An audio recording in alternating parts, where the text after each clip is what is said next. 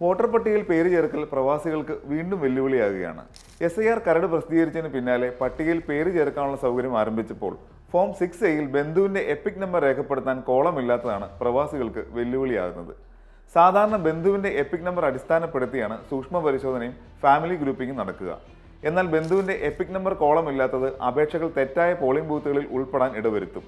ഇതാകട്ടെ പരിശോധന പരാജയപ്പെടുന്നതിനും അപേക്ഷകൾ നിരസിക്കപ്പെടുന്നതിനും കാരണമാകുമെന്നതാണ് വെല്ലുവിളിയാകുന്നത്.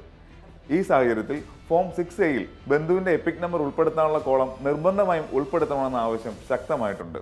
Form 6A സമർപ്പിക്കുന്ന ഘട്ടത്തിൽ വിദേശത്ത് ജനിച്ച പൗരന്മാരുടെ ജന്മസ്ഥലം സംബന്ധിച്ച പ്രശ്നങ്ങളും പ്രവാസികളെ വട്ടം കറക്കുകയാണ്. ചട്ടപ്രകാരം 1992 മുമ്പ് ഇന്ത്യക്ക് പുറത്ത് ജനിച്ചവരിൽ ഇന്ത്യയിൽ പിതാവിന് പൗരത്വമുണ്ടെങ്കിൽ ഇന്ത്യൻ പൗരത്വത്തിന് അർഹതയുണ്ട്. അതുപോലെ 1992 ശേഷം ജനിച്ചവരിൽ മാതാവിനും പിതാവിനും ഇന്ത്യയിൽ പൗരത്വമുണ്ടെങ്കിലും ഇന്ത്യൻ പൗരത്വം നേടാം. എന്നാൽ ഇത്തരക്കാർക്ക് വോട്ടർ പട്ടികയിൽ പേര് ചേർക്കുമ്പോഴാണ് പ്രശ്നമുള്ളത്. ഫോം 6A പ്രകാരം വോട്ടർ പട്ടികയിൽ പേര് ചേർക്കുമ്പോൾ ജനിച്ച സ്ഥലത്തിന്റെ കോളത്തിൽ ഇന്ത്യൻ സംസ്ഥാനങ്ങൾ മാത്രമാണ് കാണിക്കുന്നത്. വിദേശത്തെ സ്ഥലങ്ങൾ ചേർക്കാൻ സൗകര്യമില്ല. ഇതുമൂലം അപേക്ഷാ നടപടികൾ മുടങ്ങുന്ന സാഹചര്യം ഉയരുന്നുണ്ട്.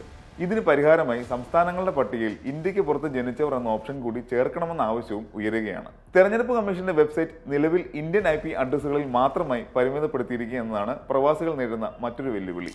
വിദേശത്തുള്ള പൗരന്മാരുടെ ജനാധിപത്യ അവകാശങ്ങൾ ഉറപ്പാക്കുന്നതിന് പോർട്ടൽ ആഗോളതലത്തിൽ ലഭ്യമാക്കണമെന്ന ആവശ്യവും ശക്തമാണ്. മാപ്പിങ്ങിന് സാധിക്കാത്തവരുടെ കാര്യത്തിൽ രേഖകൾ സമർപ്പിക്കുന്നതിലും ആശയക്കുഴപ്പമുണ്ട്. 1987 മുമ്പ് ജനിച്ച വോട്ടർമാർ പ്രത്യേക ജനന രേഖകൾ ഹാജരാക്കണമെന്ന വ്യവസ്ഥ പിന്നാക്ക വിഭാഗങ്ങൾക്കും മറ്റും വലിയ തടസ്സമാകും. പതിറ്റാണ്ടുകൾ പഴക്കമുള്ള രേഖകൾ ലഭ്യമല്ലാത്തതിനാൽ അർഹരായ പൗരന്മാർ വോട്ടർ പട്ടികയിൽ നിന്ന് പുറത്താക്കപ്പെടാനിടയാകും.